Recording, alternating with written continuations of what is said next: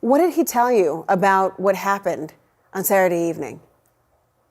Well, they had just finished attending my 8-year-old twin nephew's birthday party, and the three of them decided they'd go around the block. They like to walk around the neighborhood when they're there. They've each of the other boys have been to my mother's house for Thanksgiving twice, and Hisham has been visiting Burlington for about 10 years, and so he knows the community very, very well.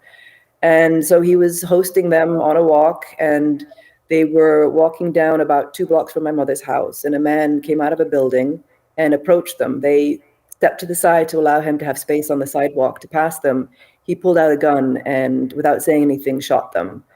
Hisham fell to the ground. In fact, he said he suddenly found himself on the ground. Tahsin, who suffered a chest wound, was in terrible pain and screaming with pain. And Kenan, who thought his friends had been killed, had escaped to try and get help.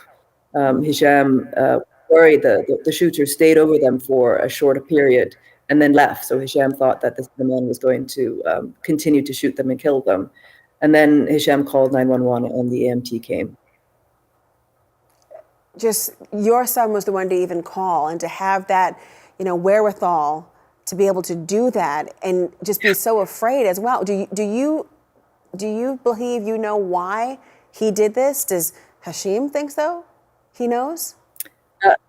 I think Hisham and his friends have experienced a lot of harassment in recent months, both and a lot of toxic narrative about who they are as Palestinians. My son and Kenan are both Palestinian citizens. My son is also an Irish citizen. Tahsin is here as a Palestinian citizen.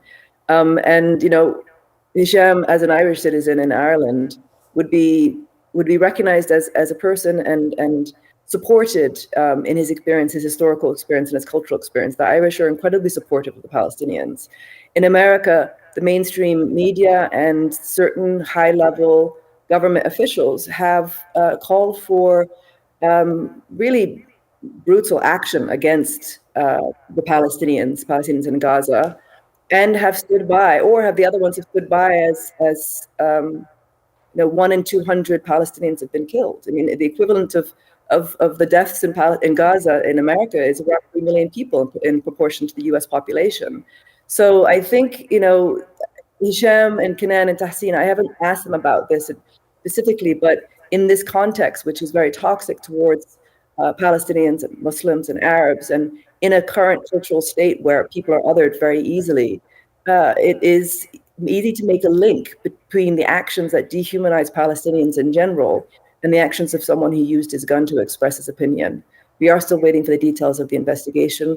I was really impressed with the Burlington police and the US government. They very quickly moved to resources to allow for the investigation of this as a hate crime. The investigation is still ongoing, and I trust that we will get information as it comes out. But this is a dangerous time in America if you are associated with a group that is involved in these conflicts. There's too much hate speech against all sides. And in that toxic context, people take action on their own and with devastating consequences.